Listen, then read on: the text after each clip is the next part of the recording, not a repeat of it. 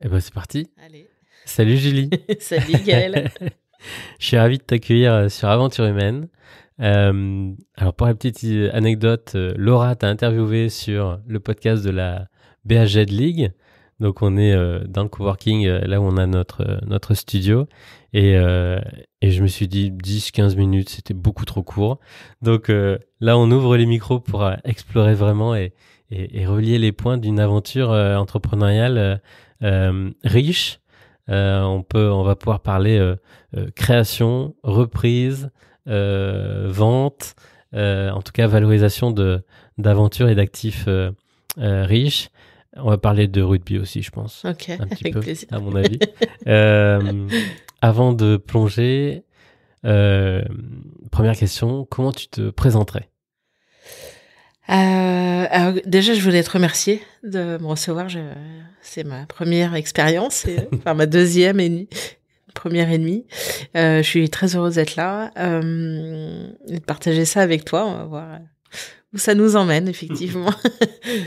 Je vais me présenter. Donc, je m'appelle Julie Bourbon. Mon père me dirait non, tu t'appelles Julie Chazarinck Bourbon.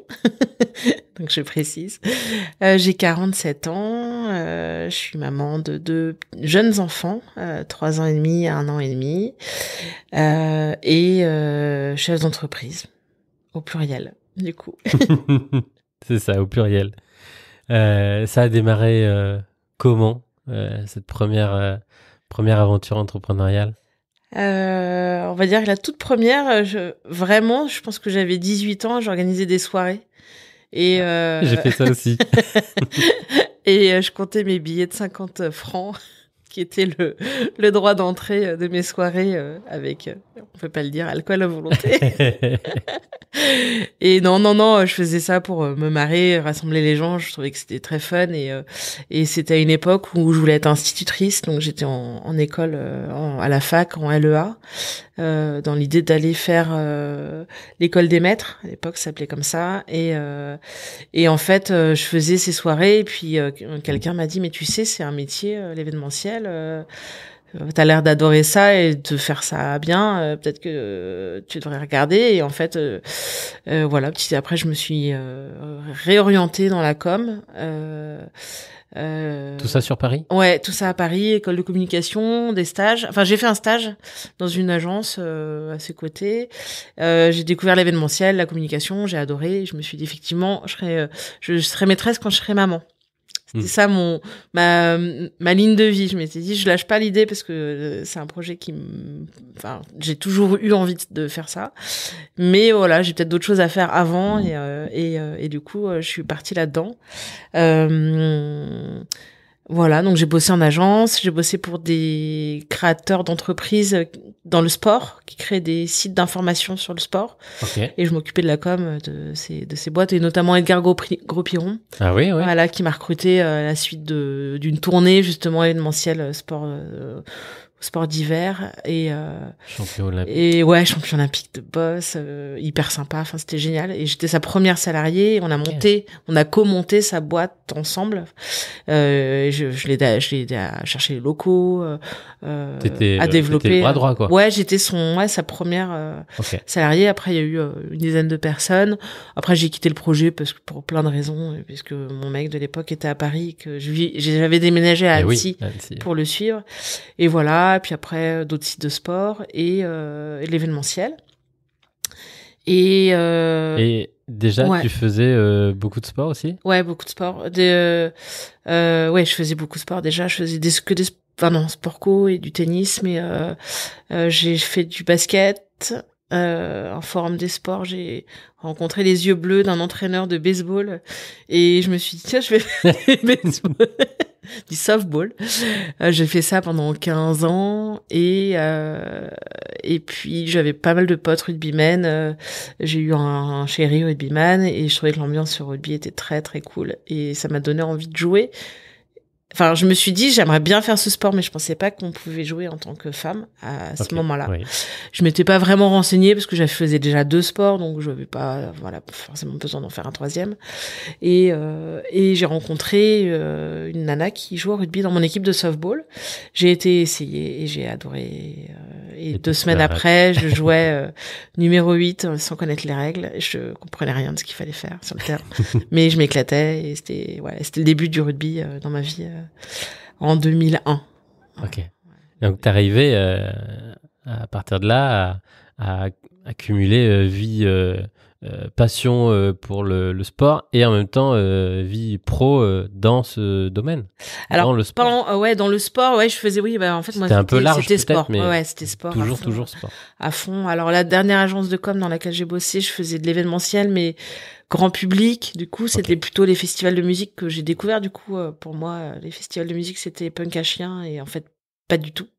Et j'ai vraiment découvert ça avec je travaillais pour Cronenbourg, pour Kit Kat à l'époque et j'ai adoré, du coup c'était dingue. Je faisais je faisais tous les plus gros festivals de France pour implanter et faire vivre la marque Cronenbourg dans les festivals, mais pas juste vendre de la bière. C'était il y avait plein de concepts, du concert live, c'est assez génial.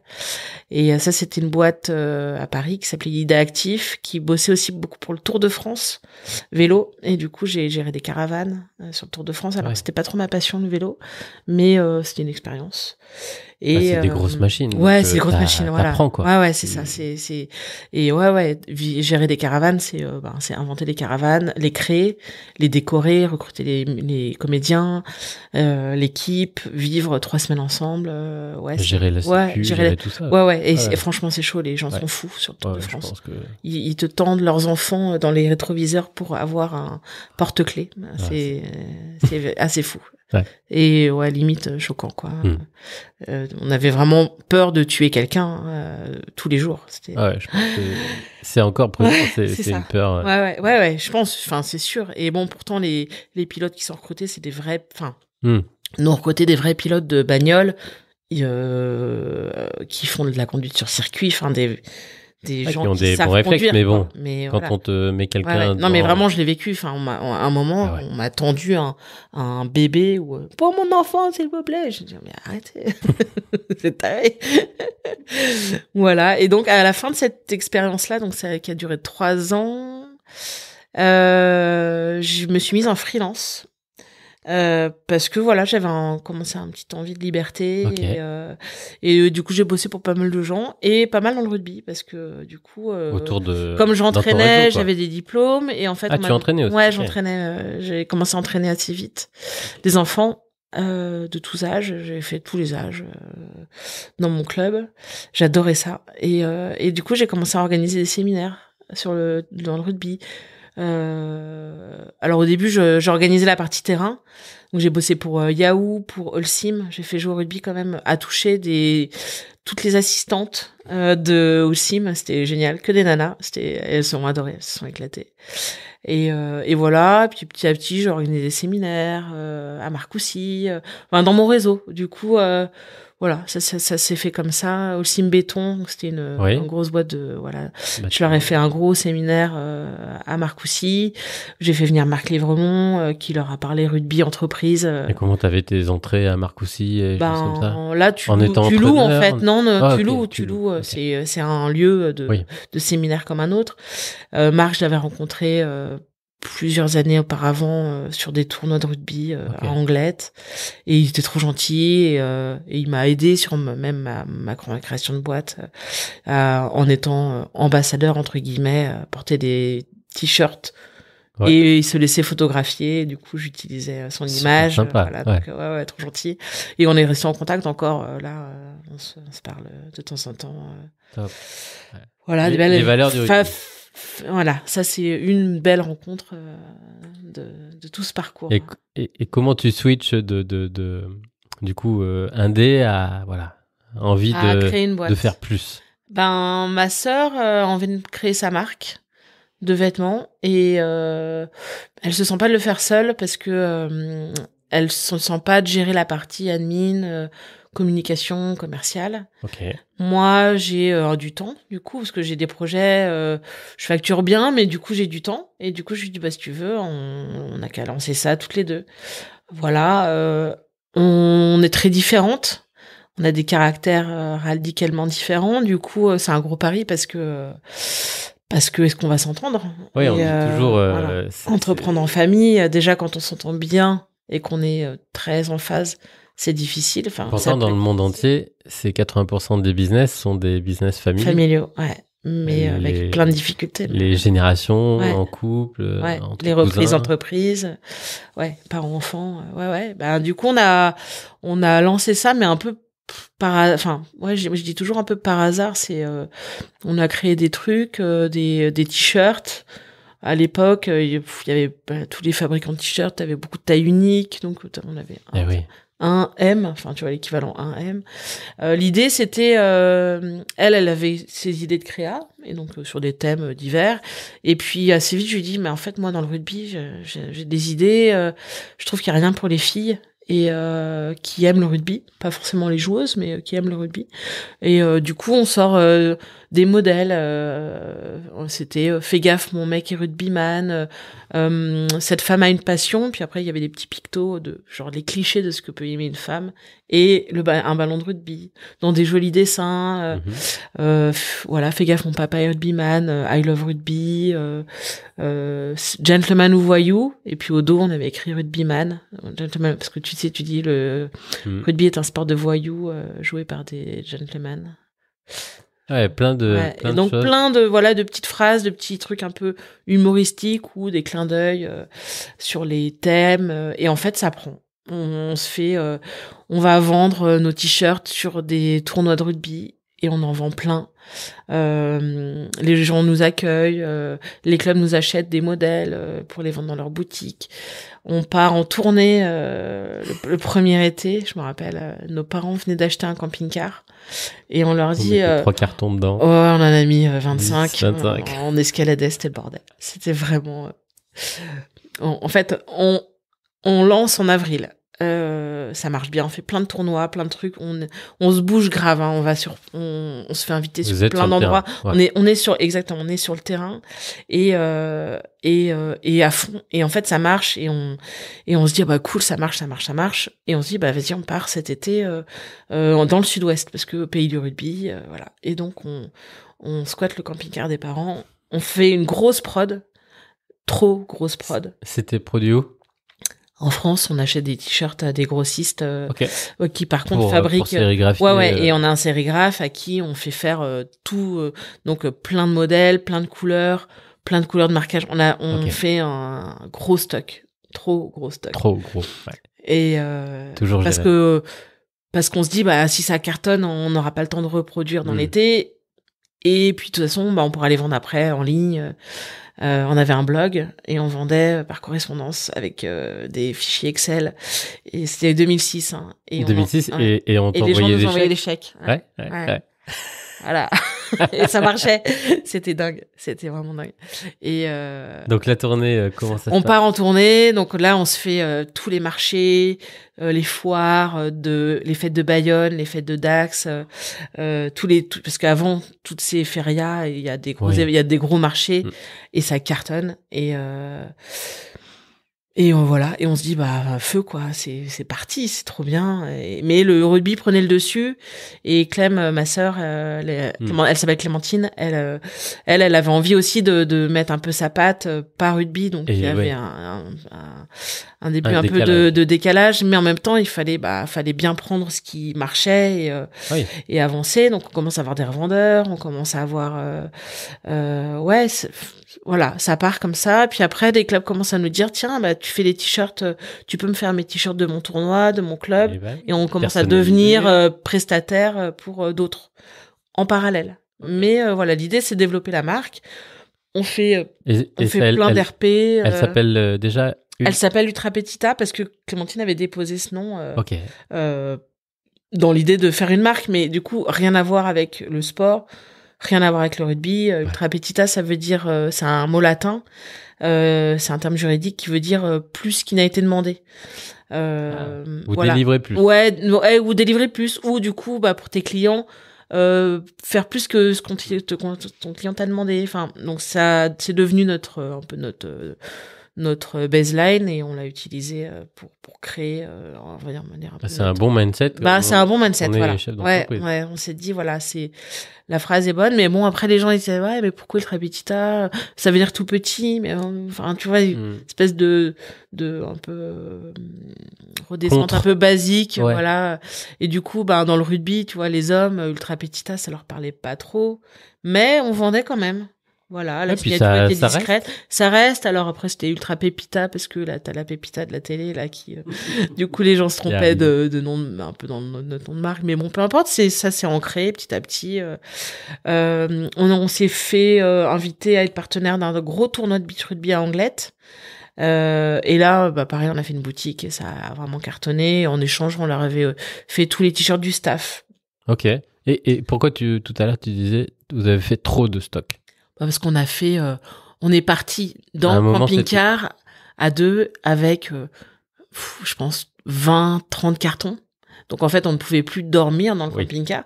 Donc on s'est arrêté à Bordeaux chez les parents d'un pote qui avait une énorme maison. Ouais. On a mis 15 cartons dans une chambre, et on s'est dit comme on est dans le Sud-Ouest, il faut, on retournera chercher. On n'a pas eu besoin parce qu'on a bien vendu, mais on avait vraiment beaucoup. Et du coup ce stock-là, on l'a pris au retour à la fin de l'été, et puis on en a fait autre chose. Mais ouais, du coup on s'était un peu enflammé, quoi. C'était on avait peur de pas avoir assez, d'interrompre notre été. Mais en fait déjà vendre tout ce qu'on avait fait, parce que vraiment, je saurais pas donner les chiffres, mais on avait fait, je sais pas, 2000, 3000 t-shirts. Enfin, c'était vraiment trop. Mais c'était cool, c'était hyper beau. Et donc, avant de partir, moi, j'habitais sur un bateau à l'époque. Je venais de m'acheter un bateau à Asnières-sur-Seine, au port Van Gogh, là. Et un petit bateau. Hein. Et donc, je mobilise mes copines du rugby. Je leur dis, bon, les filles, j'ai 3000 t-shirts à emballer. Dans des sachets plastiques. Est-ce que vous pouvez venir m'aider? Donc là, on fait un atelier emballage de t-shirts dans le bateau, les débuts. Sur le bateau, n'importe où. Enfin, il y en a qu'on emmène chez elles qui font ça dans la télé, trop sympa. Et donc elles m'ont vachement aidé au démarrage aussi, parce que un appui logistique, c'était hyper important. Et du coup, on part avec nos t-shirts emballés sur des événements. Ok. Voilà. Donc après opportunité après opportunité. Ouais. Vous prenez, prend. Alors on est défoncé parce qu'on fait les marchés du matin, mais comme on est, on va dire, opportuniste, on va de ville en ville, on n'est pas référencé, donc on doit faire le tour avec le placier à 5h du mat, qui nous dit non, désolé, là j'ai pas de place, donc tu t'es levé pour rien. Voilà. Mais souvent quand même on a réussi, on a eu quelques échecs, mais globalement on s'est pas souvent levé pour rien. Mais du coup, tu te lèves hyper tôt, tu fais ton marché jusqu'à 14, tu vois, le temps de ranger et tout. On avait une énorme planche de surf, on mettait nos fringues dessus pour les exposer, parce qu'on voulait surfer aussi. Donc c'était notre table de marché. Et bon, après, on s'est acheté quand même un parasol, un truc pour se protéger un peu, parce que il fait pas toujours beau. Et puis on faisait les marchés du soir. Donc là, du coup, on dormait un peu l'après-midi, donc on surfait pas beaucoup. et à 17h, tu t'installes pour le marché du soir jusqu'à 1h, 2h du mat. On dormait sur place souvent parce que on était éclatés. Et du coup, l'été était très fatigant, mais c'était génial. Enfin, à vivre. Après, on a notre autre sœur qui nous a rejoint. Parce qu'elle était jeune, elle était en vacances, donc elle nous a filé un coup de main. Même pas de job, elle est venue passer du temps avec nous. Et du coup, on est 3 dans le camping-car. Et voilà, donc avec une ambiance de sœurs, donc parfois on se fritait, parfois c'était cool. Bon, voilà. Mais c'était chouette, c'était super chouette. Cet été 2006, il était dingue. Et puis après, on se lance.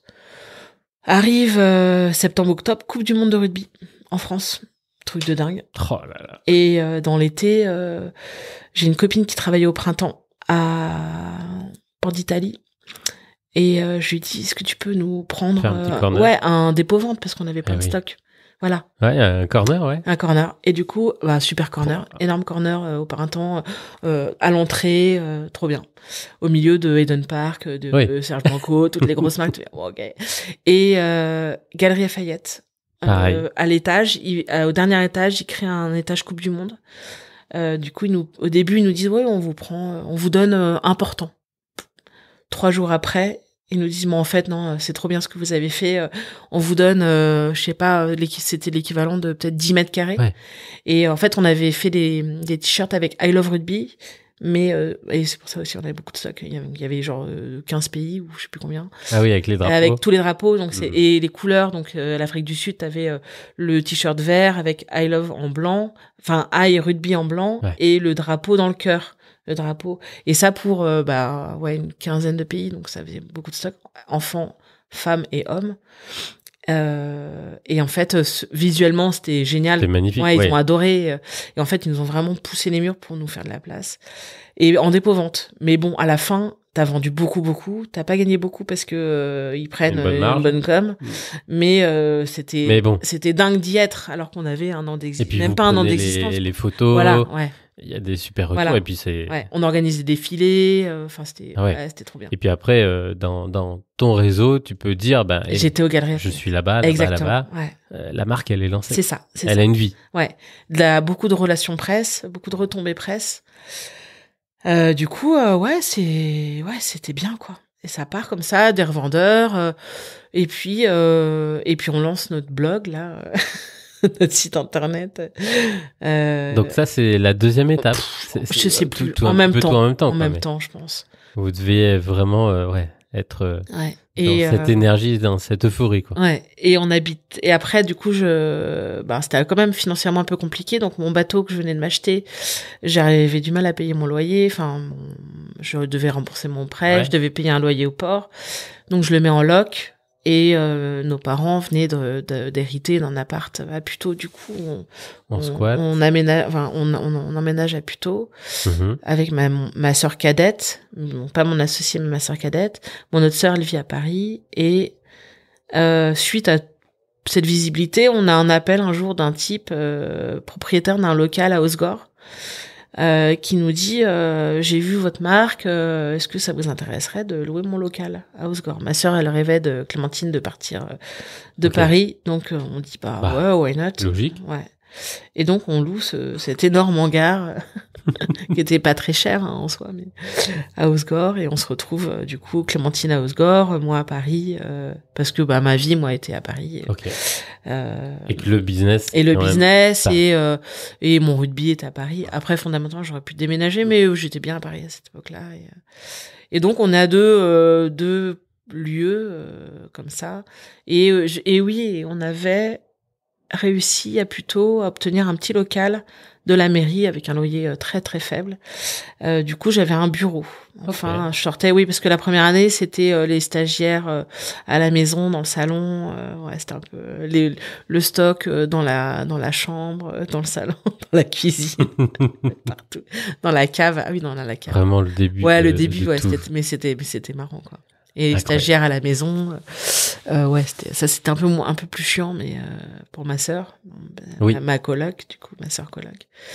Mais du coup, ça c'est 2007, donc Coupe du Monde, ça prend, voilà. Et puis après, on développe, on a des points de vente, on rentre dans des réseaux de spé rugby, on va dans d'autres magasins. Typé Sud-Ouest, typé voilà. On n'arrive pas à rentrer chez des gros des gros supermarchés, hypermarchés. Et puis de toute façon les marges seraient trop faibles. Enfin ça aurait pas marché comme ça. Mais surtout on développe l'activité prestation de services. Beaucoup vers des clubs, vers des assos, des entreprises. On se retrouve à bosser pour Orange, à faire des t-shirts pour oui, ils ont le top 14. Voilà. Ouais, mais voilà, on se retrouve. Voilà, le réseau fait que ça monte. Et puis un jour, un club nous dit, moi, je dois faire des maillots Orange justement. Enfin, la SPTT, mais avec c'était des anciens d'Orange, enfin des salariés d'Orange qui jouaient là-bas beaucoup et qui sont devenus des potes que je vois toujours. Voilà. Et ils me disent, on voudrait faire un jeu de maillot. Est-ce que tu sais faire ça? Je dis non. Mais attends, je vais trouver. Non, mais oui. Ouais. Et du coup, on trouve une usine en France qui nous fabrique encore nos jeux de maillot. Et du coup, on leur livre un jeu de maillot. Et du coup, on devient équipementier sportif. Donc là, on passe sur le terrain. De Yvon Chouinard, qui au début de Patagonia faisait des maillots de rugby. Ah ouais? Il trouvait que les maillots de rugby étaient chauds, Ouais. Encombrants. bien visibles Ouais. et chauds. Donc, quand il partait en rando et en escalade, c'était pas mal. Et puis, petit à petit, il avait amélioré tout ça. C'est parti du maillot de rugby à rayures. À rayures, le polo, quoi. Ouais, Le polo, le gros maillot en coton. Ouais. Ok, c'est marrant. Bah justement, moi j'arrive à l'époque où quand je commence à jouer au rugby, on a ces gros maillots horribles à porter, hyper encombrants, et du coup on commence à faire des maillots en polyester ou que tu peux décorer, du coup tu peux designer, et du coup Clémentine elle dessine, donc on dessine des maillots, on s'éclate. Enfin, du coup là on rentre dans un nouveau métier et on devient équipementier, donc on fait des maillots, des shorts, des chaussettes, des fringues pour les clubs, personnalisées, en broderie, en sérigraphie. Et du coup, on a 2 métiers. On est marque avec nos fringues et prestataire. Voilà. Okay. Et ça, ça dure longtemps. Avec plein d'étapes, je saurais pas dire, mais on a beaucoup de clients, on a vraiment beaucoup de clients, plein de gens de confiance. Et l'équipe grandit? Vous avez combien de salariés? Non, des stagiaires. Ouais, parce qu'on se paye à peine. Ouais, c'est quand même. On fait beaucoup de choses, mais on gère très mal. Ok. On gère très mal, on a toujours notre stock. On vend sûrement pas assez cher. Enfin, gestion d'entreprise vraiment nulle. Voilà. Et plein d'idées, mais peu de rentabilité. Et pourquoi ou alors comment y a personne à un moment qui fait un petit peu du autour de toi qui peut être un peu mentor ou qui peut non? Je sais pas. Ouais, je pense que je m'entoure pas bien. Ça vient pas, quoi. Je m'entoure pas bien à ce moment-là. Pourtant, à un moment, on est approché par des investisseurs, tu vois, qui se disent tiens, c'est sympa cette marque, mais je sais pas faire. En fait, moi, j'ai pas fait d'études, tu vois, de commerce, école de commerce, de gestion. J'ai tout appris dans le feu du truc, mais du coup en faisant plein d'erreurs, en m'entourant d'un expert comptable tout pourri au début, qui démarrait aussi. En fait, j'ai eu pas mal de problèmes. Après, j'ai eu une autre associée, j'ai oublié d'en parler, que j'ai rencontrée sur... oui, parce que du coup, était numéro 2. Attends, on va revenir en arrière. Était numéro 2, donc 2007. Ouais. 2007, on se retrouve partenaire de la Fédération française de rugby. Partenaire de la tournée de beach rugby. En fait, il y a toute une tournée qu'organisée l'été, et il y a je sais pas, une quinzaine de dates peut-être, ou 19 de dates, et donc on part avec eux. Et donc on est la boutique officielle sur le tournoi, et on a habillé le staff en échange. Ok. Voilà, donc super expérience. Encore. Camping-car, toujours les tournées. Voilà. Et on part avec eux, donc c'était vraiment super. C'était canon comme expérience. On vend super bien pendant cette expérience. Et je rencontre une nana avec qui je m'entends bien et qui a envie de faire autre chose. Voilà, elle se cherchait un peu, elle était hôtesse, voilà. Et puis du coup on devient associés, et elle apporte du cash parce qu'elle avait malheureusement pour elle perdu sa maman, elle avait un héritage. Elle apporte du cash. Et donc c'est avec elle qu'on fait cette énorme prod pour la Coupe du Monde. Ok. Je mélange un peu, mais du coup on avait quand même finalement dû écouler beaucoup de notre stock parce qu'on reproduit les I Love Rugby et tout ça pour la Coupe du Monde. Et c'est là qu'on a un peu trop produit. Et comment il y a un pacte d'associés, il y a des choses assez claires non, ou oui, enfin. On fait confiance à un expert comptable pour ce truc-là, et pour la faire rentrer. Et, il nous dit, vous faites comme ci, comme ça. Je dis, ok, on fait comme ça. Elle dit, ok, on fait comme ça. Sauf qu'à la fin, en fait, c'était très mal fait. Et quand on s'est séparés, parce que finalement, elle a quitté l'aventure très vite, parce qu'elle a rencontré un heureux vendeur. Elle est partie vivre avec lui un peu du jour au lendemain, en me plantant. Voilà. Donc très compliqué. Ça a été le bordel. Il y a eu des périodes de bordel. Cet expert comptable, il était vraiment nul. Et puis d'un coup, il double ou triple ses honoraires. Et je lui dis, non, enfin, c'est pas ça qu'on a convenu. Et du coup, il nous a fait de la rétention de bilan. Donc je me suis tapé des soirs avec ma mère, qui avait fait un peu de compta dans sa vie pro, à retaper, ressaisir toutes les factures. Mais l'horreur. Ouais. Elle, après, elle se barre avec tous les classeurs de compta aussi. dans le sud, Ah oui. en me disant je vais continuer à bosser. Puis en fait, elle continue pas du tout à bosser, sauf qu'elle a toute la compta de la boîte. Donc au bout de 10 fois, je lui dis faut que tu me les rendes, renvoie-les-moi, fais-moi un carton, quoi, c'est pas grave. T'arrêtes, mais moi j'ai besoin de rendre un bilan à la fin de l'année, quoi. Donc je descends en train avec une valise vide. Tu ramènes. Je débarque chez eux. Je dis j'ai récupéré les classeurs. Voilà, bon bref. Voilà. Donc beaucoup de galères, plein de galères et des pourtant... bonnes rencontres mais des mauvaises rencontres au final. Enfin, et pourtant je me dis c'est comme ça et puis on avance. Enfin tant pis quoi. On dit. Mais ouais, pas mal de merde. Des revendeurs pas toujours honnêtes qui te passent des commandes et puis tu livres et puis après ils te disent non j'ai pas commandé. Je dis si t'as commandé et des commandes à 13 000 balles quoi.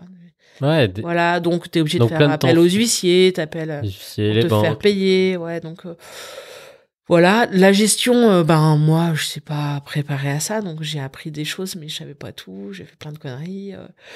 On a trop commandé, donc on avait beaucoup d'argent dehors, beaucoup de stock, mais du coup, dur à se payer.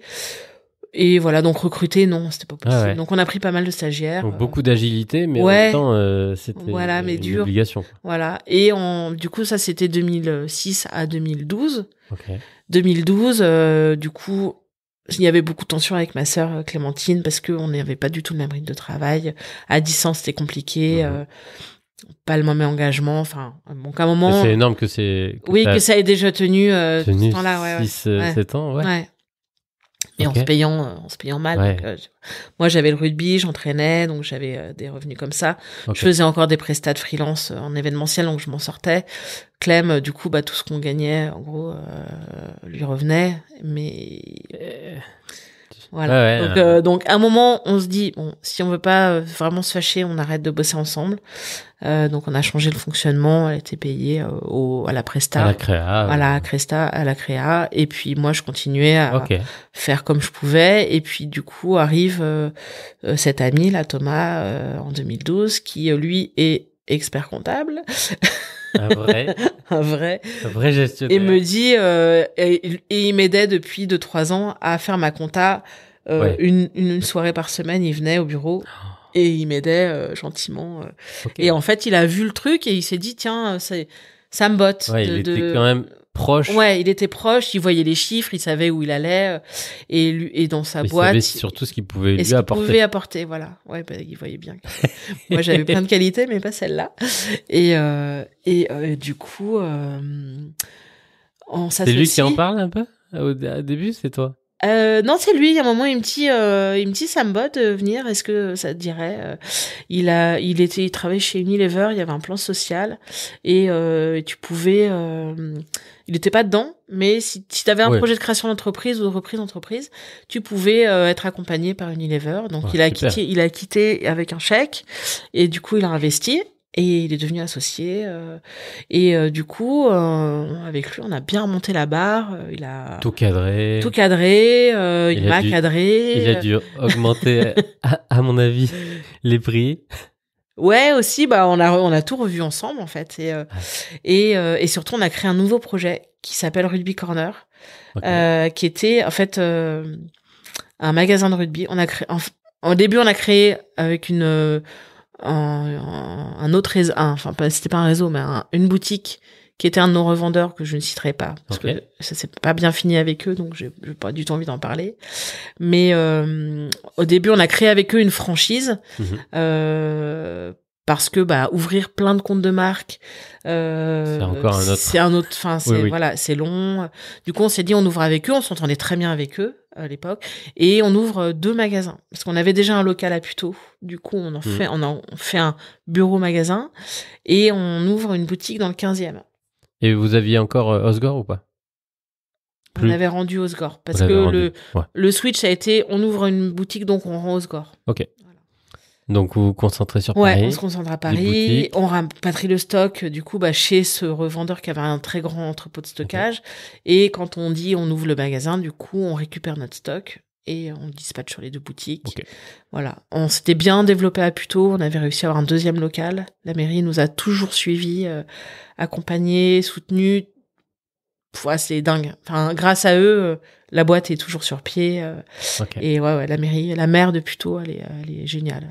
Vraiment, j'ai un courrier que je veux lui envoyer depuis des mois et je l'ai toujours pas fait. Mais ouais, elle a été vraiment au soutien. Quand tu dis la création de l'entreprise, ça a besoin de soutien, bah elle nous a soutenus vraiment fort. Et donc on a ouvert Rugby Corner. Ouais, Rugby Corner. En fait, bah du coup, cette boutique en franchise pendant un an et demi, mais ils se foutent de nous. Ils nous livrent pas les stocks qu'on précommande. Ils les gardent en fait, et puis ils nous livrent les maillots de la France après le tournoi de destination. Ils nous livrent pas les crampons qu'on a précommandés, hein, donc qu'on va payer de toute façon. Ils les gardent en fait pour la rentrée, et puis ils nous livrent une fois que la rentrée est passée. Comme ça, eux, ils ont pas pris le risque financier d'acheter, de précommander tout leur stock, mais du coup ils le vendent et puis ils nous refilent à la fin les miettes. Donc un avertissement de 3, 4, 10, à la fin on dit bon, on arrête, donc on se sépare d'eux et on crée Rugby Corner. Et donc là on crée, on avait déjà les boutiques, donc on change, on rebadge les enseignes, on crée un site internet de vente en ligne et on commence à vendre sur les places de marché. Parce que notre site, on fait 3-4 commandes par jour, c'est pas ouf. Les places de marché, Amazon, c'est digital. Digital. Okay. Et donc, on commence à envoyer notre stock sur ce genre et là, ça explose. Boum. Après, ils prennent des grosses coms, donc à la fin, il t'en reste pas beaucoup. Mais et si c'est bien géré. Voilà. Et là, du coup, on se paye bien, on développe. On recrute un salarié qui nous aide parce que Noël, toute la période de Noël, c'est 250 commandes par jour. Ouais, c'est gros. Parce que sinon, en fait, avec une petite équipe bien gérée et surtout des prestataires de confiance, des pros en logistique, tout ça, ça marche. Ça marche. Ouais. Et là, c'est cool, quoi. Là, tu vides ton travail, tu développes, voilà. Sauf que moi, j'essaie de faire un enfant depuis 5 ans et ça marche pas et ça finit par marcher. Donc, je tombe enceinte. Et là, à l'issue de ça, j'ai plus envie d'avoir tout ça parce que trop de choses, rythme trop soutenu. Et en fait, en vrai, Rugby Corner, ça marche très bien, mais ça mobilise beaucoup d'argent parce que il faut toujours avoir du stock. Il faut toujours avoir le sentiment un peu que Ultra Petita, qui marche vraiment bien, finance le stock. Et du coup, un peu de frustration parce que tu te dis, en fait, Rugby Corner, ça marche très bien, c'est chouette, ça gagne de l'argent. Mais si on avait que Ultra Petita aujourd'hui et plus Rugby Corner, finalement, on gagnerait vraiment beaucoup mieux notre vie que en kiffant d'avoir Rugby Corner. Mais financièrement, ça marche bien, mais ça mobilise beaucoup d'argent. Et voilà. Et tout ça mis bout à bout, je dis à Thomas, écoute-moi, j'ai envie de lever le pied, je veux pas plus travailler parce que c'était du lundi au samedi, du matin au soir, tu rentres, en fait tu vois pas ton enfant, quoi. Et j'ai une grossesse très compliquée, je fais quasi une fausse couche au bout d'1 mois et demi. Du coup on me dit, vous restez chez vous, couchez-vous, vous vous calmez, repos, vous arrêtez de bosser. Donc j'arrête pas du tout de bosser, mais je bosse à la maison, j'arrête les trajets, j'arrête la voiture. Et la fausse couche finalement tient, mais alors qu'on m'avait prédit fausse couche dans le week-end, le week-end de mon anniversaire. Bébé tient et Victor arrive, préma, mais c'est ok. Du coup, il arrive. Moi, c'est focus mon enfant. Voilà, j'avais Thomas et le salarié, donc ça fonctionnait. Je bossais beaucoup. Je me suis quasi pas arrêtée, malgré tout ça. Mais j'étais pas là. Et du coup, pour Thomas, c'était dur parce que lui, il avait l'impression d'être seul à bosser, alors qu'en vrai, j'étais là, mais j'étais pas là physiquement. Donc, ça commence un peu à clasher. Voilà. Donc, et moi, je lui dis, je pense qu'on devrait revendre Rugby Corner, garder Ultra Petita, comme ça, on développe, on a vraiment plein de ressources, on a beaucoup de clients, ça marche, on sait faire. L'image de marque. On a plein tous nos fournisseurs sont fiables, on a vraiment On a vraiment une boîte qui fonctionne, quoi, au carré. Et il me dit, ouais, mais moi, ça me botte pas si on revend, dans ces cas-là, je préfère arrêter, parce que je lui avais dit à un moment, si tu veux, tu gardes Rugby Corner, moi, je garde Ultra Petita, et on fait chacun nos boîtes, et non. Je pense qu'il avait besoin de faire autre chose, voilà. Après, donc, on en était arrêté à 2012, mais là, on est en 2021. 2021, ouais, 2020, parce que Victor, il est né en janvier 2020. Okay. Il y a le Covid. Il y a le Covid. Il y a le Covid. Alors, Covid. Il a quand même parlé. Voilà. Oui, c'est ça. Donc, il y a le Covid. Donc là, moi, je suis à la maison avec un nouveau-né. Donc, je veux pas retourner au bureau. Nos bureaux, c'est une boutique avec une porte, un petite sas qui pour donc aucune et le bureau tout au fond. Ouais. Et voilà. Et moi, donc hyper inquiète. Ouais. Comme beaucoup de gens, mais les gars pas du tout inquiets. Donc eux, c'est masque, non. Voilà. Okay. Donc moi je leur dis, moi je viens pas au bureau. Ou si je viens au bureau, on est masqué. Ça fait chier. Bon je viens pas au bureau. On connaît pas. Voilà. Ouais. Donc je continue à travailler et surtout tout s'arrête. Ah oui. Tout s'arrête. Plus de magasin, plus de livraison. Plus de magasin, enfin non, livraison ça marchait encore, mais plus de clients, plus d'événementiel, plus de clubs. Les clubs, le sport s'arrête, la vie s'arrête, plus d'événementiel, plus de com, plus de business. Et là, je commence à recevoir des appels de clients qui me disent, Julie, avec tes usines là, tu peux pas nous faire des masques parce que nous, on voudrait réouvrir je sais plus quand c'était, en mai, le 11 mai ou 11-12. Et donc là, je me dis, ouais, en fait. Et donc je venais d'accoucher, parce que 21 janvier j'accouche et on est confiné en 16 mars, 2 mois après. Tu vois, donc j'étais en genre congé mat, mais où je bossais. Et là, je fais OK, je mets du temps à convaincre, beaucoup de temps à convaincre Thomas de le faire, parce qu'il me dit, on peut pas être opportuniste, profiter de la situation. Je lui dis, ouais, je te rejoins, mais il y a des gens qui ont besoin, et nous, on sait faire. Et nous, on sait faire. Et il y a plus d'autres business. Et il y a pas d'autres business. Donc, je lui dis, soit on met la clé sous la porte, et on fait pas, soit on y va, parce qu'il y a des gens qui ont besoin. Nous, on a besoin de faire rentrer de l'argent. Trésor, ouais. Et c'est pas mal. Enfin, tu vois, c'est juste, à un moment, il y a une offre, il y a une demande, on sait faire. Les gens ont besoin, c'est sanitaire, on y va. Et du coup, je galère, mais je finis par le convaincre au bout de 3 semaines. Mais je répondais quand même à tous les demandes. Ouais. J'avais créé une page protection sanitaire sur notre site pour expliquer ce qu'on pouvait vendre, etc. On se retrouve pendant 10 jours. Réponse numéro 1 de protection sanitaire sur Google. Et là, je te jure, toutes les 2 minutes, je reçois un mail. Alors, on vendait pas en ligne. Non, mais... demande de devis. Mais des trucs, de 20 000, 50 000. 1 million de masques, mais on savait pas faire, tu vois. Et donc, on répond à ce qu'on arrive à faire. On commence... j'ai un pote qui, lui, est très dans le business, qui lui a été très rapide à importer des masques en papier, en tissu, et puis en papier, et du gel et de machin. Donc, je me source auprès de lui pour proposer des masques aussi maintenant en papier, les masques. Le masque bleu, là. Voilà, que tu vois. Et nous, nos masques, du coup, en tissu, les gens nous disent, quitte à les faire, est-ce qu'on peut pas les personnaliser? Du coup, ça devient un objet de com. Donc, on fait des masques. Plus propre, plus sympa. Plus sympa. Et puis nous, on fait une petite collecte de masques avec des sourires, des petits motifs, trucs pour rendre le truc un peu plus sympa, quoi. Donc, on se lance, on se dit, si on y va à fond, quoi. Et on fait quand même beaucoup de chiffre d'affaires. Ok. Heureusement. Parce que le reste, Ultra Petita, c'était down. Et par contre, Rugby Corner, nos boutiques étaient fermées, mais le site cartonne. Le site cartonne, évidemment. On vend des centaines de ballons parce que les gens sont confinés chez eux, ont envie d'occuper leurs enfants. Donc, ballon. Et on passe. Mais on est éclaté, quoi. Oui. Voilà. Combien de masques au final, tu sais? Des centaines de milliers? Ouais. Dingue. Et on bosse pour des énormes boîtes, On se retrouve à livrer General Electric, France Pare-Brise, des très gros groupes.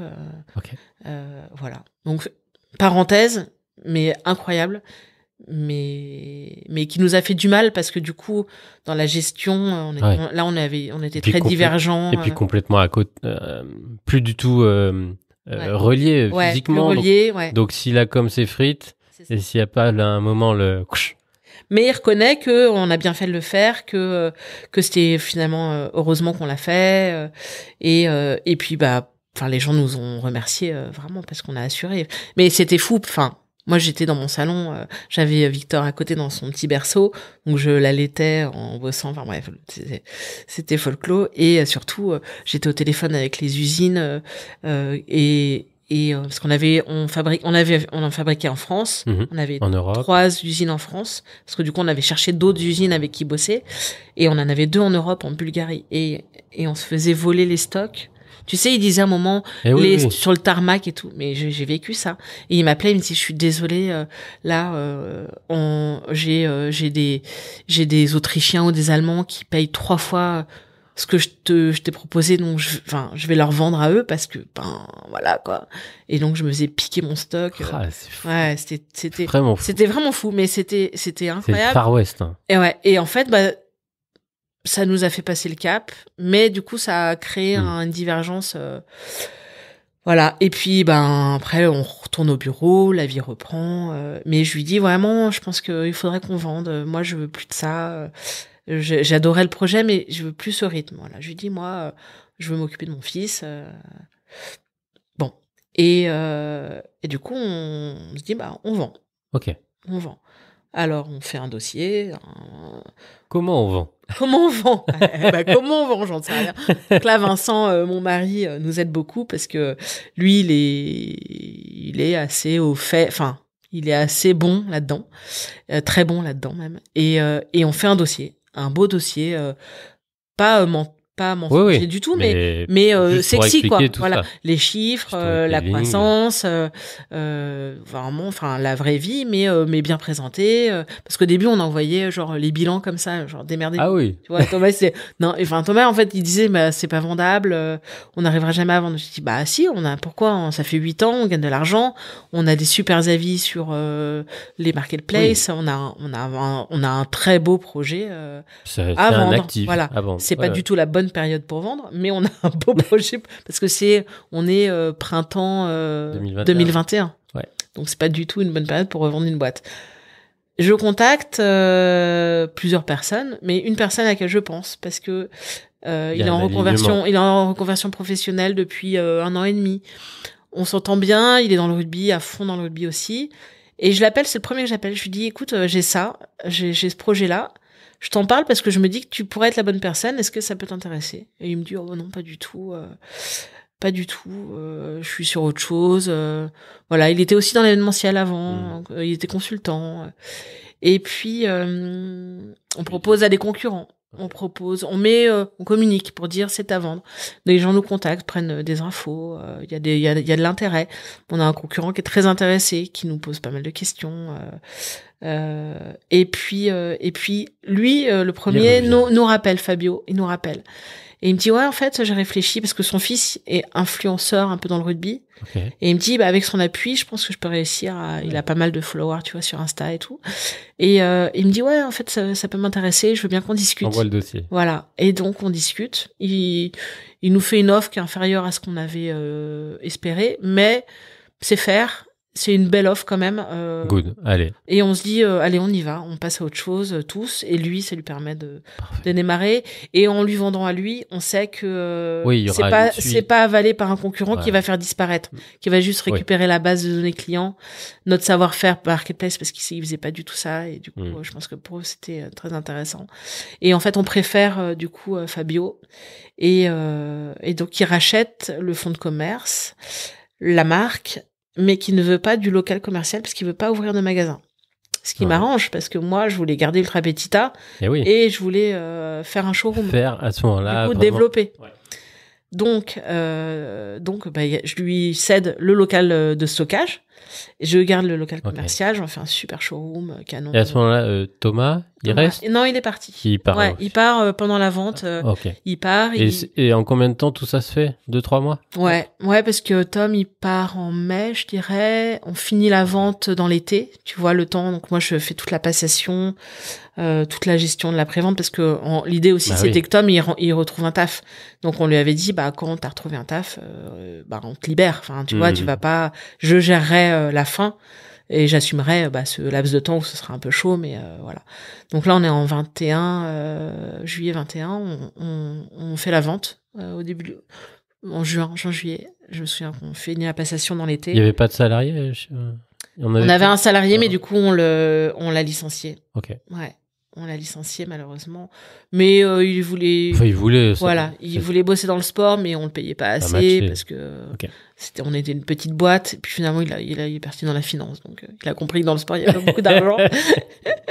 Mais voilà, on est toujours en contact avec lui. On l'a licencié parce qu'on lui a expliqué la suite super. Et qu'on pouvait pas le garder. Et Fabio, il pouvait pas le reprendre parce qu'il reprenait tout seul et il voulait pas trop se charger, donc voilà. Et voilà. Et Fabio, Rugby Corner, ça fonctionne toujours. Son fils, je pense, push bien pour faire démarrer. Donc ouais, je pense que tout le monde est content. Super équilibre. Ouais, super équilibre. Et moi, je me retrouve toute seule. Tu es toute seule. Rebelote. Redépart à zéro, mais super contente en fait de pouvoir redriver le truc un peu à ma manière, en ayant du coup maintenant le passif aussi de la bonne gestion. Oui. Parce que du coup j'ai appris, et puis Vincent du coup mon mari qui m'aide, voilà, qui m'aide le soir à faire un peu de compta, avec tout ça dans l'équilibre, t'as un petit peu de cash qui revient. Oui. Ouais, Tom il récupère toutes ses billes, même plus. Moi je récupère aussi des ronds, donc non, tout, enfin vraiment super. On part sur une bonne base. Voilà, Thomas il est super content dans sa nouvelle activité pro. Voilà. Ok. Voilà. Notre amitié est un petit peu écorchée, mais ça reviendra. Et juillet 21, il y a juillet 21, 3 ans, avec 2 ans pour faire Coupe du Monde de rugby et JO de Paris. Ouais. Ça, c'est...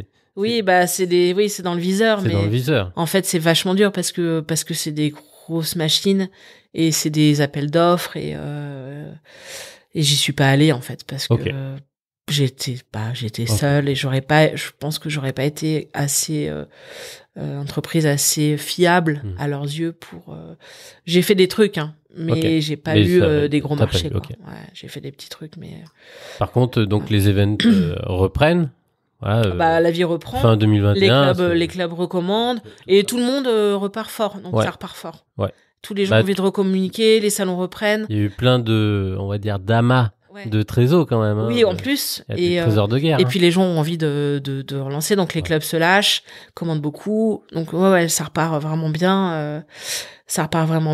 Et puis moi, j'ai quand même dans le viseur de faire un deuxième enfant. Ouais. J'ai un petit embryon au chaud, au congèle. Du coup, on se lance dans l'aventure de Billy, qui est arrivée en juin 2022. Ok.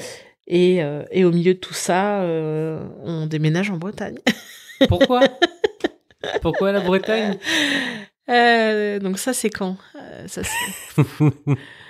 après tout ça, tu te remets quand même beaucoup en question. Il y a le Covid.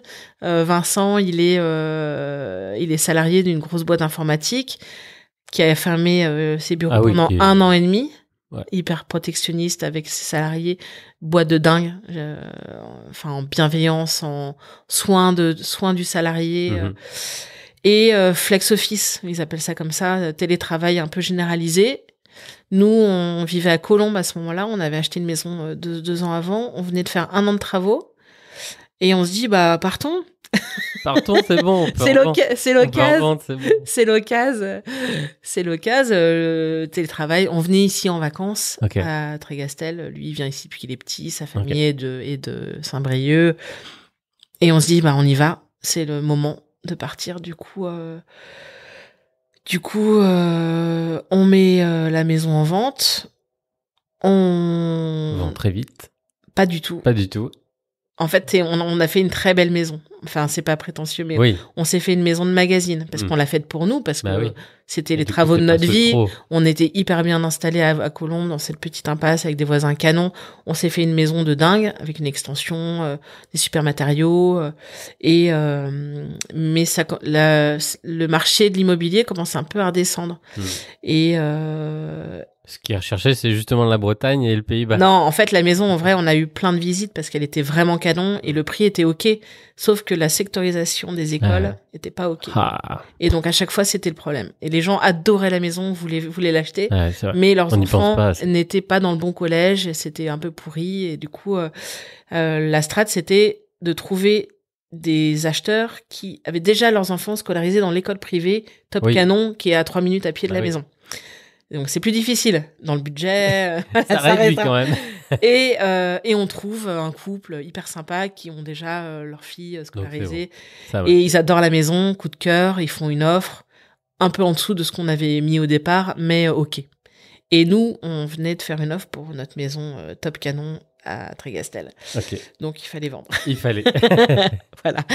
Et donc on vend. Nous, on avait une vente longue ici, donc on est parti habiter dans notre maison de vacances, toute petite, avec 2 enfants, tous dans la même chambre, et la minuscule chambre de l'autre côté de la maison pour faire un bureau pour 2 en télétravail. Génial. Voilà, donc on arrive là. Vous arrivez. On fait 6 mois comme ça, et en fait, on est en kiff ultime. On est avec nos bébés là, c'est trop bien. Au bord de mer. Dans notre petite maison qu'on aime beaucoup, et avec la perspective de cette nouvelle maison qui est face à la mer, qui est dingo, au mois de décembre. Donc on est arrivé en juillet, on passe l'été, et après on avait quelques mois à faire, et voilà. Mais l'activité est assez intense. J'ai beaucoup de boulot depuis plusieurs mois. C'est vraiment chaud. Et je dis à Vincent, là, soit je vrille, soit je recrute. Donc, j'ai recruté une petite nana qui s'appelle Manon, qui est toujours dans l'aventure, qui a elle aussi pris ses clics et ses claques 2 ans avant de Lille avec son mec pour venir s'installer dans la région. Et en fait... voilà. Et ça dépote. Et on s'installe parce que du coup, je pouvais pas l'accueillir à la maison. Là, il y a une anecdote pépite quand même. Comment vous faites? Donc, je cherche un bureau provisoire et en parlant à un restaurateur, il me dit dans cet hôtel face au port de Pérouse, je peux le citer parce qu'ils sont géniaux, c'est l'hôtel Nautica. Il y a une chambre qui ne peut pas être louée parce que il y a des travaux à faire, mais ils peuvent pas être faits. Donc potentiellement, ça peut peut-être les intéresser, voilà, d'avoir au moins un petit loyer qui tombe. Et donc je les appelle, ils me disent oui. Donc on se retrouve dans une chambre d'hôtel. Face au port de Pérouse, Guirec, lever de soleil tous les matins, la vue magnifique, voilà. Donc ils virent le lit, ils virent tout, on s'installe 2 petits bureaux, importants de vêtements pour faire un petit showroom, et feu de décembre à récemment. Récemment. Parce qu'on va encore parler d'une autre partie de l'aventure. Et parce que à ce moment-là, du coup, il n'y a plus aucun showroom à Paris. Si, j'ai gardé. Si, t'as gardé. J'ai gardé parce que j'ai beaucoup de clients à Paris. Parce que je me dis encore, et ça se transforme. J'ai envie d'y aller et que j'ai une alternante en contrat plus tôt. D'accord. Parce que c'est quand même un business physique où tu rencontres. Ouais. Et tu fais venir les gens. Ouais, ils viennent. Ouais. Ou on allait les voir, mais bon, j'avais cette alternante qui était dans le showroom. On faisait quand même pas mal de rendez-vous et je me dis c'est peut-être important de garder un pied-à-terre. J'avais encore mon siège social là-bas. Oui. Enfin plus qu'un pied-à-terre parce qu'il y avait 90 mètres carrés de showroom, hein, donc c'était quand même un peu massif. Et je le garde, mais c'est compliqué à distance avec l'alternante qui en fait se fout de nous et fait pas grand-chose. Du coup, un avertissement. Les souris dansent. Voilà. Donc, un avertissement, 2 avertissements, tu reviens, tu préviens que tu reviens. Tu arrives, c'est le bordel. Rien n'est rangé, l'aspirateur en vrac. Et là, tu dis, ouais, ok. Bon, donc, on a mis fin à ce contrat. De ce fait-là, c'était 2 locaux en fait qu'on avait réunis. Du coup, je me dis j'ai plus besoin de tout ça, c'est pas de sens. Et puis la mairie m'a tellement aidé que je voulais pas occuper sans utilité. Donc tu le rends. Donc je rends la moitié, je garde le petit en me disant j'en ai besoin. Enfin, ça me rassurait, je pense. Oui. J'en ai encore besoin, mais je sais que je le rendrai à terme. Donc on fait ça. Puis finalement dans l'été, rencontre pour un autre projet. Et du coup, dans l'été, j'ai rendu le local de Puteaux. Okay, parce que donc là, on enregistre novembre 2023 ouais. et été 2023 ou printemps, je sais pas à partir de quand. Comment ça se passe? Ça se passe en fait. Vous vous ennuyez tellement? Non, en plus moi vraiment, je m'étais dit, je recrute Manon pour aussi avoir du temps pour m'occuper des enfants, aller les chercher à la sortie de l'école, avoir mon mercredi, rugby, voilà, kiffer, profiter de la vie ici. Parce que Vincent de temps en temps donc il va sur Paris. Il fait des allers-retours pour aller quand même physiquement au bureau. Voilà, l'idée c'était plutôt de lever le pied et de développer la boîte, mais en engageant quelqu'un. T'es très forte là-dessus. Et voilà. Et en fait, il y avait beaucoup d'activités pour Ultra Petita quand même là. En fait, localement, on a vraiment développé. Je suis hyper contente de ça parce que j'ai rencontré beaucoup de gens en très peu de temps et beaucoup de belles personnes. En me bougeant. C'est toi, tu te bouges, mais je me bouge. Ouais. Et qu'est-ce que tu fais pour les rencontrer? Tu fais du porte-à-porte, tu fais les zones industrielles ou tu fais des Non, j'ai fait de l'événementiel. Enfin, j'ai organisé. Quand on arrive au Nautica, on a fait une inauguration. J'ai invité plein de gens que je connaissais ou que je connaissais pas. Je faisais partie je me suis inscrite dans un réseau d'entreprise qui s'appelle Carbao. Okay. Donc là, on est à peu près 25. Et c'est génial, ils sont super. Je les ai rencontrés, il y en a, enfin vraiment ça fit bien, c'est top.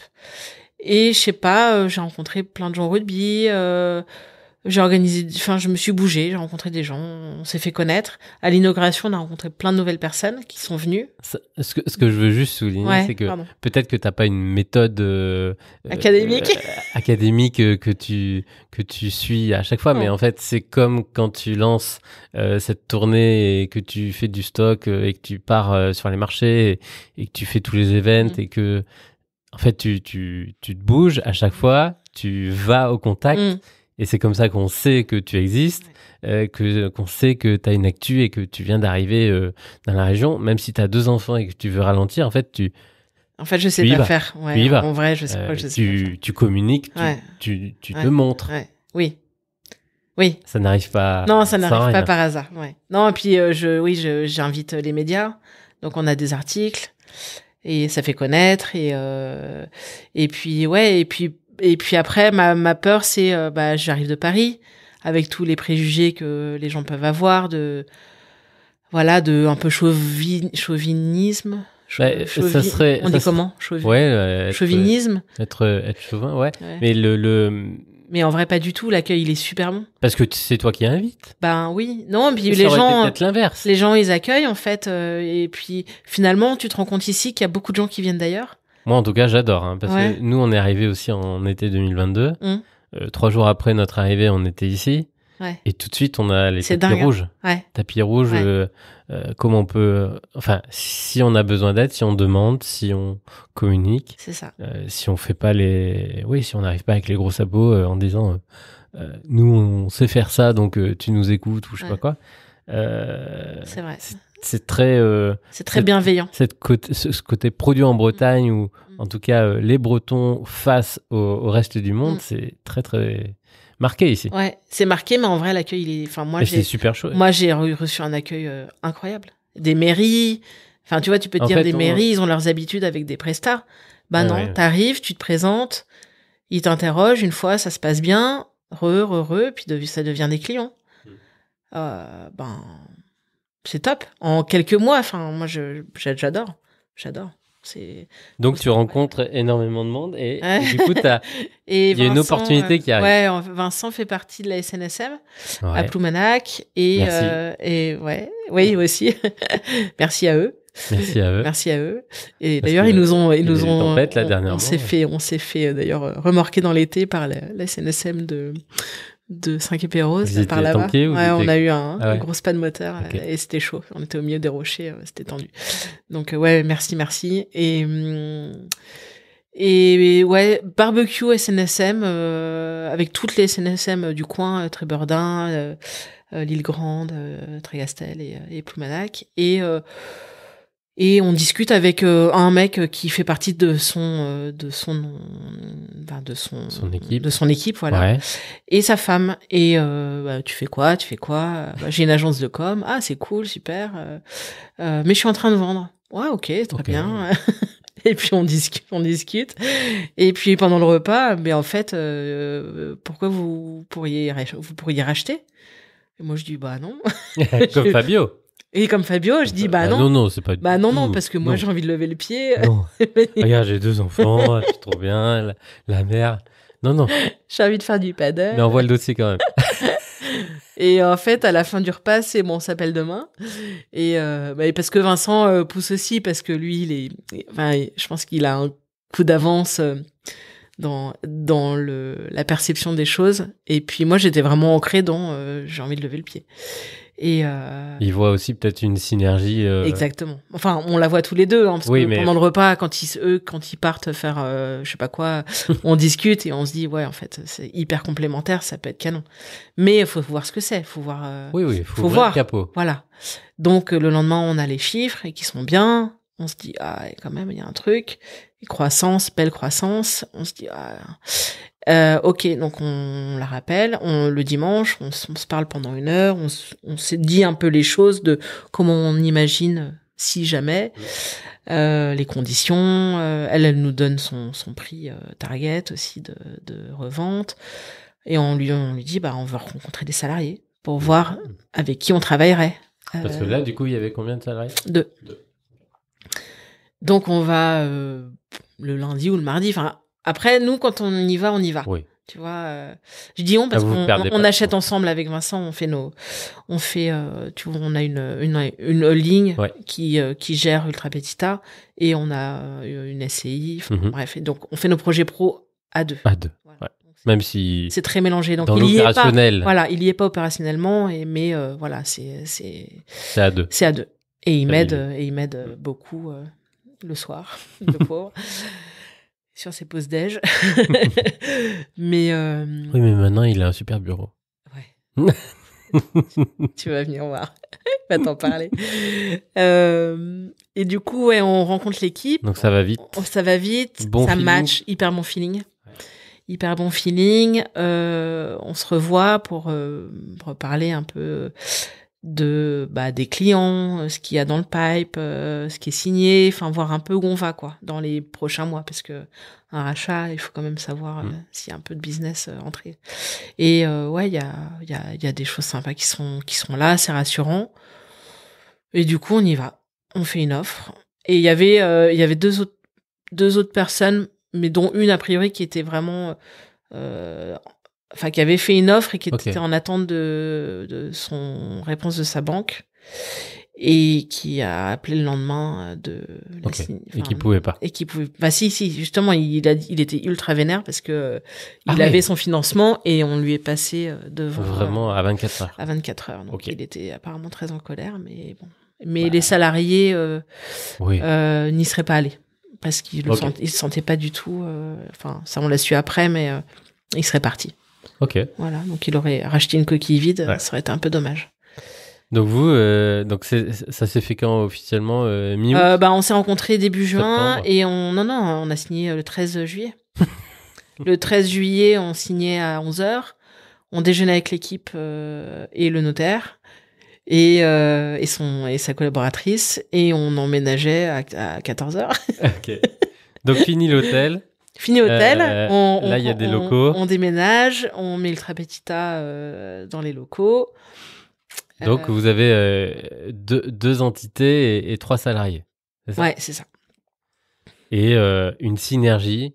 Ouais, et direct qui peut matcher. Vous dites, vous communiquez comment? Vous dites on appelle les clients coquelicots en disant qu'il y a l'autre et inversement. Ça, ouais.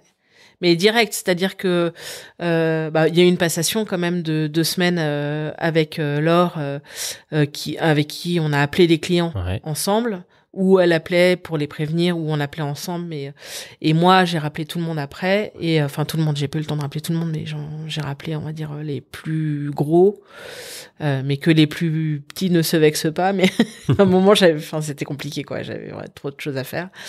Mais et quand on leur disait avec Ultra Petita on peut vous proposer en plus du vêtement personnalisé, de l'objet, voir des équipements sportifs, et ben c'est tiens, ça tombe bien parce que j'ai besoin pour mon spa de petits sacs en plastique pour mettre les maillots de bain, des thermistes, ok, et voilà, et boum. Tout. Et en fait là vraiment c'est Ping-pong. et ping-pong. Et pour l'instant plus ping-pong de vers Ultra Pépita L'agence vers Ultra, mais que l'inverse, mais ça commence. Ouais, ça commence. Ça va pas. Création de logos pour des clubs, création de maillots, parce que du coup maintenant on peut redessiner des maillots. Ok. Voilà, donc ça c'est cool. Et après, moi j'utilise aussi beaucoup pour la com interne les ressources Coquelicot, tu vois, pour refaire le site, gérer les réseaux sociaux. Et là, du coup, on monte d'un cran parce que ils sont professionnels et moi, T'étais sous-staffé, je pense. Totalement. Mais j'avais pas les moyens de plus. Pas, mais donc j'ai appris 10 métiers. Hyper agile, mais en 15 ans. Complète. Quoi. Ouais. Moi, j'ai appris à faire des sites marchands, à parler à des. À faire du référencement, à faire de Google Ads, à faire. Et les fournisseurs, est-ce que là, le fait d'être... on comprend et on imagine aujourd'hui, il y a une grande zone d'attention sur les goodies, les choses comme ça, comment c'est fabriqué, pourquoi, à quelle utilité. Donc, tu avais déjà quand même des fournisseurs français, tu faisais déjà attention. Et là, est-ce que encore plus au niveau local, en ayant une forte identité et une présence locale, ça va encore plus être... ça vient renforcer tout ça. Ouais, ta question, elle est parfaite parce que c'est toute la démarche de l'ensemble. En fait, quand je suis arrivée, tout de suite, j'ai dit à Manon, il faut qu'on trouve des ateliers localement. Sérigraphe, brodeur, imprimeur. Je lui dis parce que on est ici maintenant en Bretagne. Je vais pas délaisser mes fournisseurs actuels parce que j'ai des clients ailleurs, mais pour les clients bretons, je veux les servir avec des prestats bretons. Et du coup, on a cherché tout de suite. Dès que Manon était recrutée, tu pourras lui demander. Elle a listé, elle a appelé tout le monde. Alors le problème parfois, c'est qu'ils sont plus chers que mes prestats actuels. Oui. Et du coup, selon les budgets, parfois, je fais quand même appel à ceux d'avant. Mais voilà, au maximum, en tout cas, on essaye et de le faire et on le propose. Et après, on dit aux gens, voilà, si c'est imprimé en Bretagne, c'est ce prix-là. Si vous voulez un prix un peu moins cher, ça peut être fait ailleurs. C'est toujours en France, mais c'est fait ailleurs. Et puis, vous choisissez. Et sur l'agence. Et sur l'agence, en fait, voilà. Et en fait, là, on est vraiment en train d'essayer de transformer beaucoup de choses dans l'agence. C'est-à-dire que il y avait un partenariat avec Rouden Graphique à l'imprimeur. Et un imprimeur, mais qui fait aussi de l'impression grand format, de la signalétique. Covering de voiture, enseigne et ils sont à Guingamp et à Plérin. Plérin, Saint-Brieuc. Ouais, Saint-Brieuc. Du coup, on bosse toujours avec eux. Le partenariat, on l'a reconduit. On les a rencontrés. On a visité l'usine. Enfin, l'usine, c'est pas une usine, mais les ateliers d'imprimerie. Ils sont super. Voilà. Du coup, on est vraiment Rouden Graphique Lannion. Donc, l'idée, c'est que eux, quand ils ont des demandes venant de Lannion, ils renvoient les clients vers nous et nous on passe par eux pour toutes nos impressions. Un super partenariat. C'est un super partenariat, c'est une belle boîte, il y a beaucoup de valeur, il y a des belles machines, c'est quali, c'est le label Imprime Vert. Du coup, c'est vraiment impression écologique avec les bonnes encres, avec voilà, c'est hyper important et du coup on continue en fait cette démarche en essayant maintenant de faire des sites éco-conçus. De proposer aux clients en fait des sites éco-conçus, de proposer aux clients des logos aussi en éco-design pour essayer d'avoir toute cette démarche là assez vertueuse. Alors on pourrait dire c'est pipeau, mais en vrai ça fonctionne parce que un logo éco-conçu en fait tu vas utiliser moins d'encre ou moins de couleurs, voilà. Mais tu peux faire des logos super beaux et très colorés, mais en utilisant que 2 couleurs au lieu d'en utiliser 4. Et du coup, il y a une vertu à ça. Et les sites éco-conçus, tu utilises moins de data. Moins de data. Et puis, à la sérigraphie, si on n'utilise que 2 couleurs au lieu de 4, c'est moins cher. Ouais, c'est ça. L'économique rime souvent avec l'écologie. C'est ça. Et donc ça, on travaille dessus, on le propose aux clients, ils adhèrent. Et ça c'est vraiment cool. Et avec Ultra Petita, on propose pour les objets pubs, il y a toujours eu, mais il y a des produits plus en plastique ou en plastique recyclé, ou en bambou ou en paille, il y a plein d'options. Le versant de ça, je trouve qu'un peu l'hypocrisie, c'est que c'est des produits qui sont pas forcément fabriqués très près. Ouais. Du coup, tu as un bilan carbone qui est dégradé, donc c'est pas toujours. Il y a jamais de. Voilà, tu peux avoir un produit fabriqué en Europe mais en plastique, mais du coup qui est plus vertueux parce que bilan carbone meilleur. Enfin, il y a pas que du bon dans. J'ai fait évidemment. un truc en bambou ou en plastique recyclé parce qu'en fait, en vrai, voilà, c'est pas toujours à la fin quand tu calcules tout optimum. Mais il y a une démarche en tout cas. Et en fabrication de maillots, on a des tissus de polyester recyclé. Donc là, avec du plastique recyclé, donc on peut aussi proposer. C'est un peu plus cher, mais c'est vraiment pas beaucoup plus cher aux clients des tissus recyclés. Donc ça, c'est cool. Voilà. Et après, on a des cotons bio, on a tout ça, évidemment, comme tout le monde, on va dire. Ouais. Il n'y a pas trop de distinction. Et du coup, quels sont les prochains chantiers ou les prochains axes de recruter parce que ça ça cartonne. Bon, là, en vrai là c'est Manon elle est on a fait maintenant elle est commerciale pour Ultra Petita et pour Coquelicot. Donc pour elle c'est cool parce que du coup elle a des coms. Elle vend tout. Ouais, elle vend de tout et à tout le monde. Elle kiffe. Elle est super contente et elle est à fond. Donc ça c'est génial. Mais là en 3 mois on a fait le chiffre d'affaires de 6 mois de l'agence avant.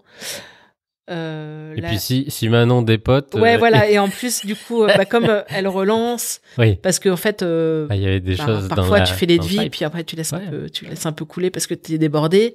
Et en fait, Manon, elle est au taquet et elle relance, donc ça rentre. On perd des choses, hein. On gagne pas tout, mais on gagne beaucoup. Donc ça, on est beaucoup consulté,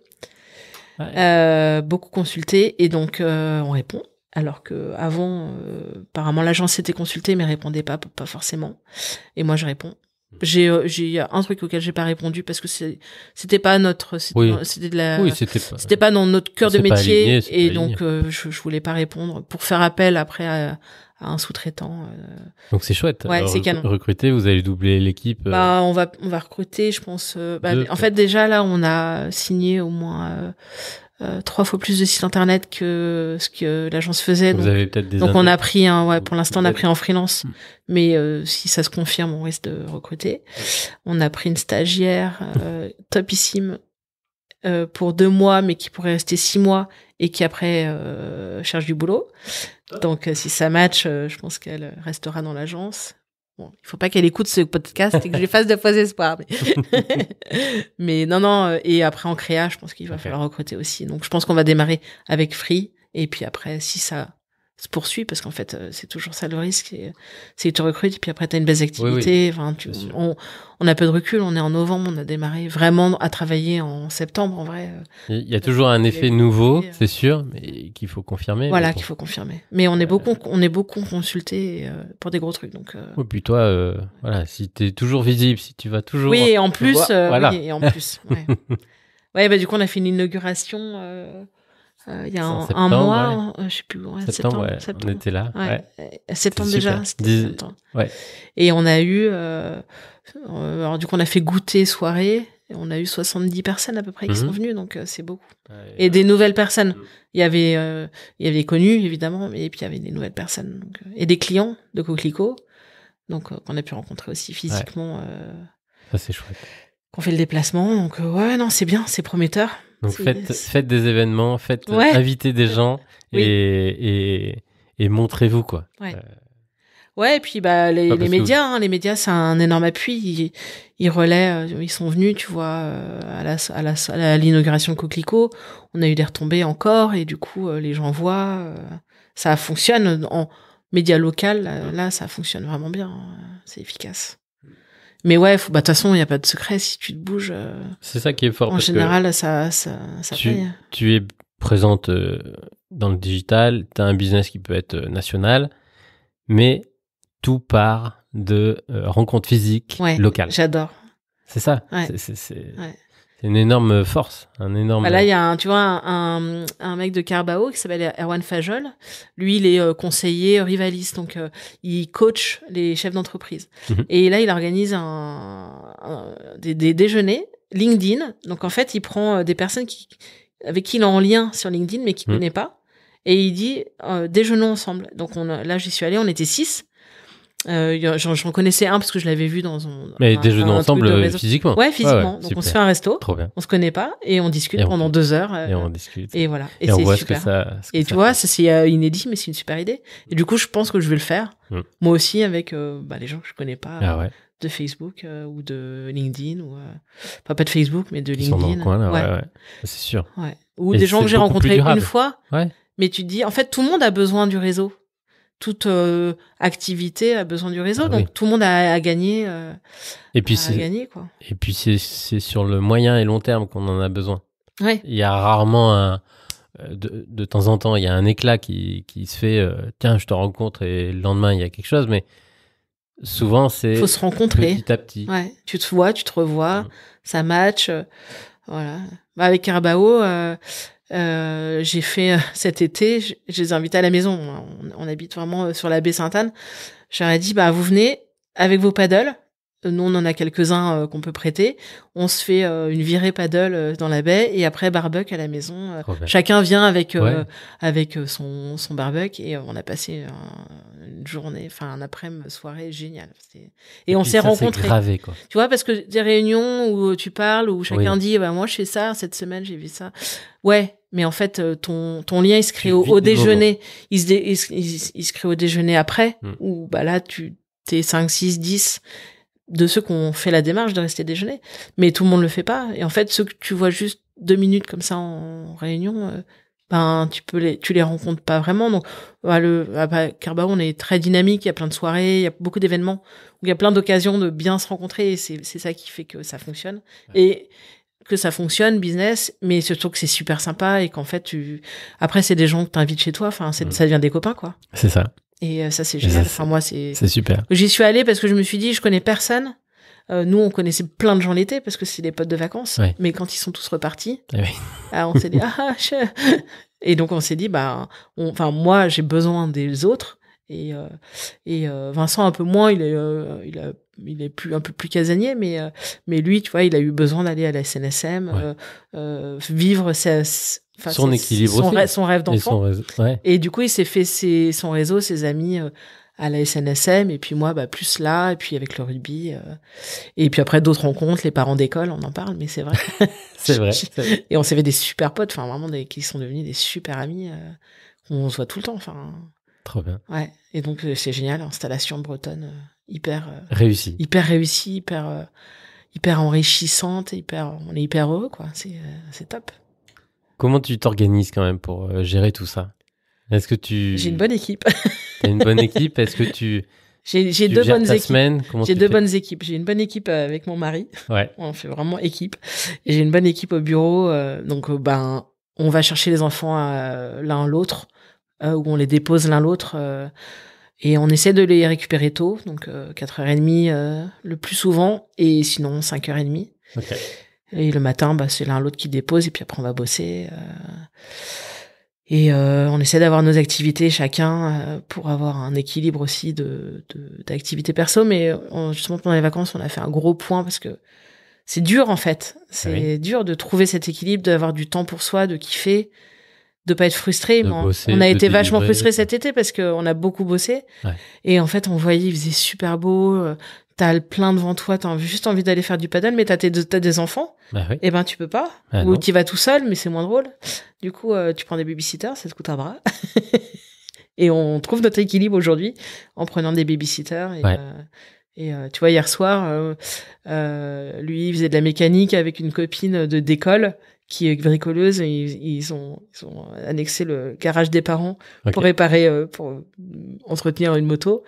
Et ils ont fait ça. Après, on s'est fait un petit resto à 3 et les enfants étaient gardés à la maison par une babysit. Et, Il faut trouver il faut trouver, voilà. faut trouver la Mais babysitter. faut avoir un peu de ressources quand même. Faut avoir un peu de ressources, mais tu vois, même nous, au moment où on s'est posé la question, on a cherché. À chaque fois, il y avait des bâtons dans les roues parce que notre fiston, il aime pas, il Ah oui. voulait pas et il tombait malade Ah. au moment où on avait les présentations, tu vois. Ah oui, Il le bah sentait. tant pis, bah à un moment tant pis. Et donc, Et ça passera.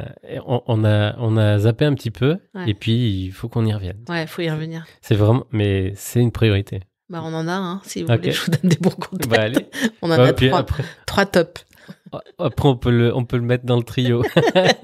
Ça peut être drôle. Non, mais c'est la bonne ça. équipe à la maison et puis la bonne équipe au bureau. Ça veut dire que moi, quand je pars à 4h30, bah eux, ils bossent. Hein, Bah oui, ouais. et je leur dis, bah à demain. Et tu rebosses un petit peu le soir. Souvent. Tu fais comment? Ouais, souvent. Mais de moins en moins. Non, mais c'est quand je suis au bureau, je suis à fond. Et t'es à fond. Et tu je délivres à turbine fond.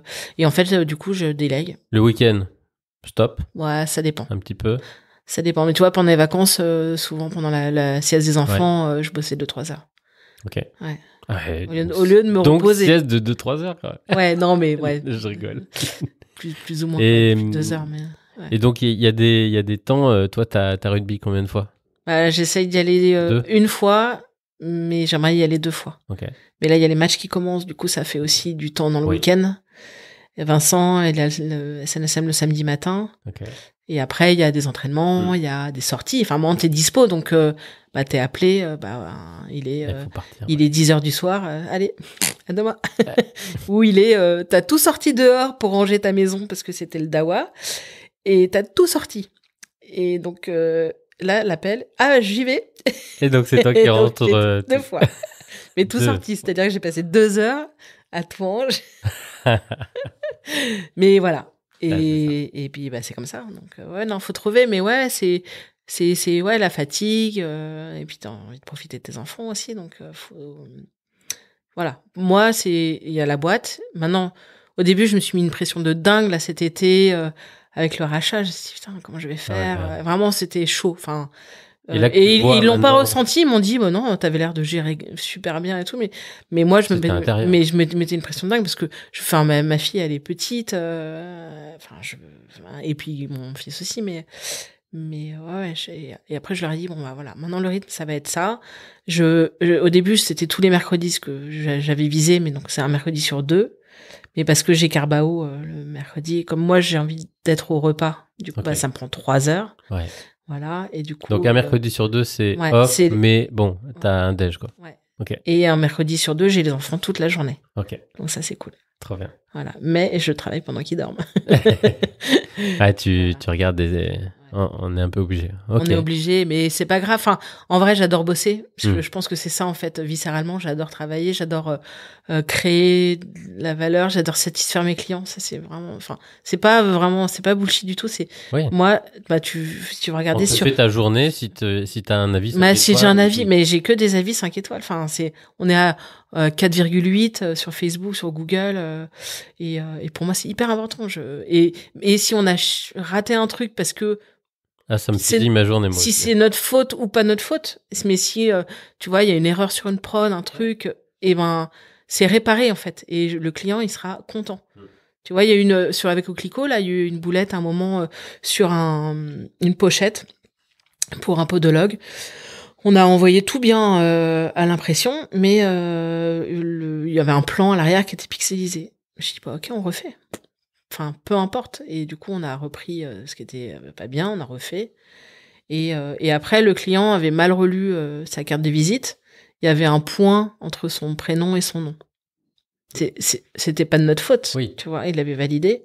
J'ai refait. Il est livré, il a ses cartes de visite, sans Voilà. point. Satisfaction. Et voilà. Et il n'y a pas de question, en fait. Mhm. Voilà. Alors, si c'est un truc qui va me coûter 20 000 balles, là, j'y réfléchirai à 2 fois, mais voilà. C'est, non, c'est client satisfait. Et tu sens que aussi il y a un appui, je sais pas, un appui des banques, un appui des institutions un peu plus locales. Bah, avec Carbao, j'ai rencontré un super banquier, donc j'ai pas encore eu besoin de faire appel à lui, mais je sais que c'est possible. Après, il est banquier, donc il dira si c'est bon verra, pour lui. Mais en fait, j'ai l'impression qu'ici tout est plus facile. Je sais pas qu'à Paris. C'est drôle, j'ai vraiment la même impression. Parce que tu vois, là, le local pour, on a repris Coquelicot, donc j'ai appelé LTC pour dire, on voudrait sous-louer. La communauté. Commune, parce que c'est eux les propriétaires du local. Je leur ai dit, moi j'amène une autre boîte, du coup il va y avoir de la sous-location. Est-ce que c'est possible? Bah ouais, pas de problème. Enfin, tu vois, il y a pas de sujet. C'est fluide. Les gens sont dispo, répondent de téléphone, c'est fluide. Et tu sens qu'en fait, ils sont là pour t'aider à avancer. J'ai été voir Anticipa pour me faire connaître. Et venez, on prend rendez-vous, toc, Esther Caraval, super sympa, on discute. Et puis, tiens, tiens, t'as un projet, est-ce que tu peux répondre à ça? Ouais, ok. Elle t'invite à un événement.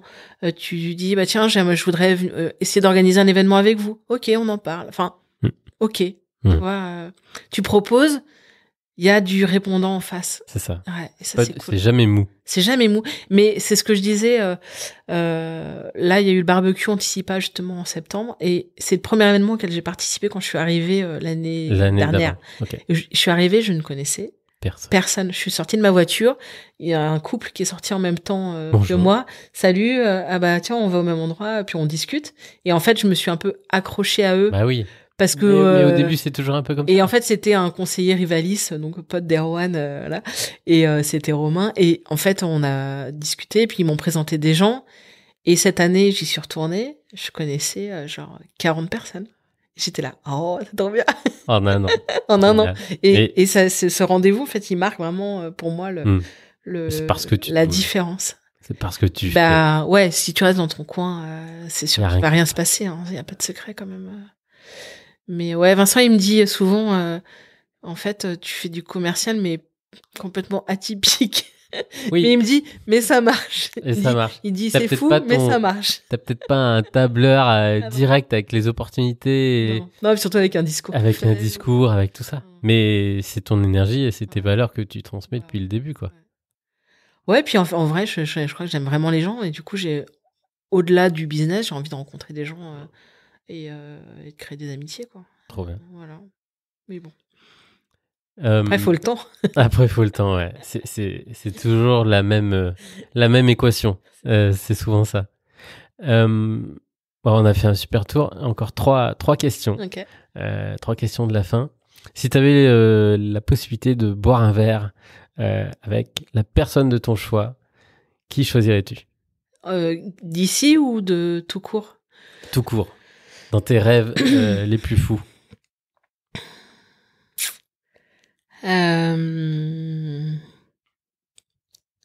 C'est une dure question. Tu peux faire une table ronde si tu veux. Je peux faire une table ronde? Allez, pour te débloquer. Emmanuel Macron, ouais. Parce que j'aimerais bien discuter avec lui de comment on gère une présidence de la République. Ouais. Voilà. Et parce que, tu vois, tu te dis, toi, à ton petit niveau, tu fais des trucs. Toi, tu cherches du temps, et ça te paraît ouf, mais tu te dis, mais lui, en fait, ça doit être dingo. Sa vie, et horrible à la fois sans doute, parce que je pense que vraiment tu dois te sentir très seul, mais ou très entouré, mais ou trop, mais lui j'aimerais beaucoup, mais bon je pense que je n'arrive pas à l'orteil, du coup je pense qu'il se ferait chier, mais lui, Antoine Dupont, parce que c'est un joueur de rugby que je trouve incroyable. Dans les joueurs de rugby encore, Thierry Dussautoir, parce que je l'ai beaucoup aimé en tant que joueur, et je le connais pas, mais de tout ce qu'on me dit, c'est une super personne, et du coup j'aurais bien aimé le rencontrer. Et puis ouais, je sais pas, Hervé Léon, parce que je trouve qu'il fait beaucoup de choses pour sa ville à Perros-Guirec. Ouais. Et j'aimerais bien discuter avec lui, du territoire, voilà.